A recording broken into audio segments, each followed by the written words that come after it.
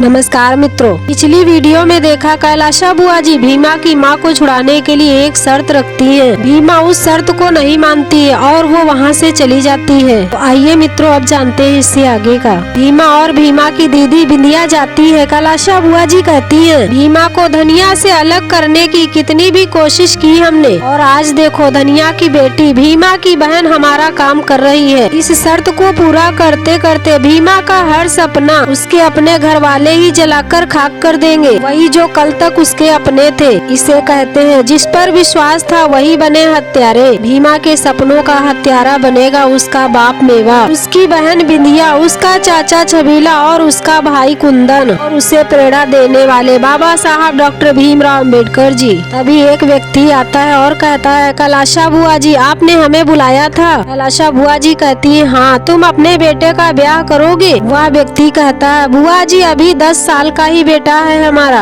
अभी से कैसे ब्याह कर ले? कैलाशा बुआ जी कहती, हमारी मर्जी की बहू लाओगे तो मुंह दिखाई में 10 गट्ठा जमीन देंगे जोतने को, और ब्याह का खर्चा अलग से। वह व्यक्ति सोचता है और कहता है, ठीक है, पर लड़की कौन है? कैलाशा बुआ जी कहती है, भीमा। वह व्यक्ति कहता है, भीमा? अरे कैलाशा बुआ जी, वह भीमा तो हरदम क्रांति की बात करती है, हरदम लड़ाई झगड़ा करती है, और ऐसी लड़ाकन बहू को कौन रखेगा घर में? बुआ जी हमको माफ कर दो। मल्लिका सिंह नाराज होकर कहता है, ए राजशेखर, सीधा सीधा मना करने का मतलब दुश्मनी मोल लेना है हमसे। कैलाशा बुआ जी कहती है, ए राजशेखर, तुम ब्याह करके अपनी बिरादरी का भला ही करोगे, क्योंकि भीमा जैसी लड़की का ब्याह नहीं किया गया, उसे नियंत्रित नहीं किया गया, तो वह सब लोगों को उकसाती रहेगी। और सोचकर तो देखो, अगर भीमा की तरह सब लोग लड़ने लग जाएंगे तो कैसे जियोगे तुम लोग? इसीलिए तुम भीमा को बहू बनाओ और शांत कर दो इसको, तो तुम्हें बिरादरी का पुण्य भी मिलेगा। सोच लो, एक रात है तुम्हारे पास। और वो सभी वहाँ से चले जाते हैं। भीमा के घर में भीमा की दीदी कहती है, तू घर में ही रहेगी, बाहर नहीं निकलेगी। भीमा कहती है, कैसी दीदी हैं आप? वहाँ हम रो रहे थे तो हमें सांत्वना दे रही थी, तो हम भूल गए थे कि आपने हमारा सिर पकड़कर कैलाशा बुआ जी की चौखट पर नाक रगड़वाई थी। सोचा था कि आप सुधर गई होंगी, और आप भी तो वही माँ की बेटी हैं, मगर ऐसे पकड़कर लाकर हमें कह रही हैं कि हम घर से बाहर नहीं निकलेंगे। ये बर्दाश्त नहीं है हमको। तभी भीमा के पिताजी आ जाते हैं और कहते हैं, बर्दाश्त नहीं है तो हाथ पैर तोड़ देंगे हम, और तुम्हारी अब एक नहीं चलेगी। भीमा कहती है, तो किसकी चलेगी? कैलाशा बुआ जी की। भीमा की ताई जी आ जाती है, तो किसकी चलेगी? मजबूर और लाचार हम लोग हैं, तो किसकी चलेगी? भीमा के ताऊ जी कहते हैं, इसका ब्याह करके बात खत्म करो मेवा। सभी लोग कह रहे हैं कि भीमा का ब्याह करना ही सही फैसला है। भीमा कहती है, गलत फैसला है, और ऐसा फैसला करके आप लोग उन्हें गलत बढ़ावा देंगे, और जब जब वो जो चाहेंगे वो सब कर लेंगे, और उनके लिए एक तरीका बन जाएगा कानून के जाल में फंसाकर अपनी मर्जी पूरा करने का। इसीलिए हम सबको मिलकर लड़ना चाहिए। भीमा के पिताजी कहते हैं, हाँ, और लड़ते लड़ते हमारी औरत मर जाए तो हम क्या करेंगे? तुम्हारा ब्याह आज नहीं तो कल करवाना ही है, और एक दिन ब्याह करके तुम चली जाओगी तो हम जीवन भर रोते रहे, अफसोस करते रहे, गुस्सा करते रहे कि हम अपनी बेटी की नौटंकी में अपना जीवन बर्बाद कर दिया। नहीं, इसीलिए तू ब्याह करेगी। माँ कहती है, बाबूजी विकल्प ढूंढने से विकल्प मिलता है, कुछ और तरीका होगा जो ढूंढने पर मिल जाएगा। भीमा के ताऊ जी नाराज होकर छबीला और कुंदन को बुलाते हैं और कहते हैं, भीमा विकल्पों की बात कर रही है, इसको लगता है नई नई चीजें सीखकर बाबा साहब की किताबें पढ़ लेने से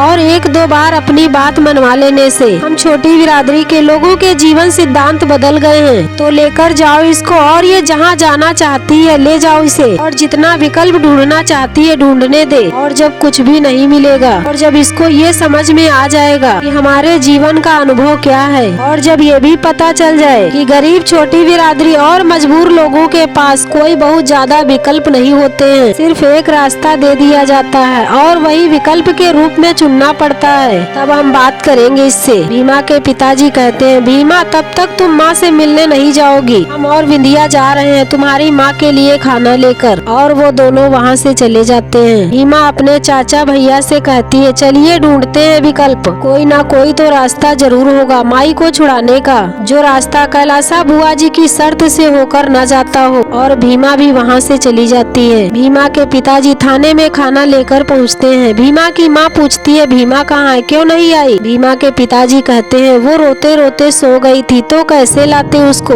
भीमा भीमा की माँ कहती है कैलाशा बुआ जी ने कोई शर्त रखी होगी। क्या शर्त है? क्योंकि हर बार वो किसी मुसीबत में डालकर कोई शर्त रख ही देती है। तो बताइए क्या है शर्त? बिंदिया कहती है कुछ नहीं है शर्त। भीमा की माँ खाना ले लेती है और सोचती है अब तक कैलाशा बुआ जी ने शर्त क्यों नहीं रखी। उधर वह व्यक्ति राजशेखर सोचता है कैलाशा बुआ जी की बातों को और अपने पड़ोस के लोगों को बुलाता है। भीमा कटकुट गुरुजी के पास पहुंचती है और आवाज लगाती है कटकुट मास्टर साहब। कटकुट मास्टर साहब बाहर आते हैं और कहते हैं भीमा क्या हुआ, क्यों रो रही हो? भीमा कहती है कटकुट मास्टर साहब माई को झूठे मामले में फंसा दिए हैं और हमारे पास केस लड़ने के लिए पैसे नहीं है। जो कुछ है बस हिम्मत है, कुछ कीजिए। बाबा साहब का लिखा हुआ संविधान है, देश का कानून है और कुछ नहीं है। कुछ कीजिए ना गुरुजी और चलिए हमारी माँ को न्याय दिलाने में हमारी मदद कीजिए। कटकुट गुरुजी कहते हैं कोई फायदा नहीं है भीमा, क्योंकि हमने भी सुना है कैलाशा बुआ जी की शर्त, तो कोई उपाय भी नहीं है कि ये शर्त पूरी ना की जा सके। इधर राजशेखर के पड़ोसी आ जाते हैं और पूछते हैं क्या हुआ। राजशेखर अपने बेटे की शादी की बात बताता है। वो लोग भी कहते हैं ठीक है, कैलाशा बुआ जी कहती है तो ठीक है, कर लीजिए शादी। वह व्यक्ति कहता है ठीक है, तुम सब कहते हो तो हम कल ही जाएंगे भीमा का शगुन लेकर। भीमा कटकुट गुरुजी से कहती है आप भी ऐसे ही कह रहे हैं? मास्टर साहब जी कहते हैं हम इसलिए कह रहे हैं भीमा क्योंकि तुम एक उम्मीद के साथ खड़ी हो और हम अनुभव के साथ। लड़ाई में जीत हार तब ना जब तुम उस मैदान तक पहुंच सको। हम छोटी बिरादरी वालों को रहने की जगह मिल गई है, वही बहुत है। कौन देगा हमें लड़ाई का मैदान? भीमा कहती है नहीं देंगे तो जबरदस्ती घुसकर लड़ेंगे और आप साथ नहीं देंगे तो हम अकेले लड़ेंगे। भीमा के चाचा और भैया भी कहते हैं गुरुजी आप ही की शिष्या है, आपसे बहुत उम्मीद है और आप तो हमारी बिरादरी के हैं, तो इसका साथ दीजिए। गुरुजी कहते हैं कुंदन हम भी चाहते हैं कि हम इसका साथ दे और ये लड़ाई लड़े, अगर इससे होगा क्या? भीमा कहती है तो ठीक है, आप साथ नहीं दे सकते तो मत दीजिए, हम खुद लड़ लेंगे और माँ को छुड़ा लेंगे। भीमा जाने लगती है। कटकुट गुरुजी रोकते हैं और कुछ लोगों को बुलाते हैं और कहते हैं बताओ भीमा को कि कैसे आप 1.5 साल पहले बड़ी बिरादरी से केस लड़ते लड़ते तुमने अपनी बीबी गंवाई थी और आत्मसमर्पण न करते तो जाने क्या क्या खो देते। और भीमा से कहते हैं फिर भी भीमा उन लोगों ने इसे जीतने नहीं दिया,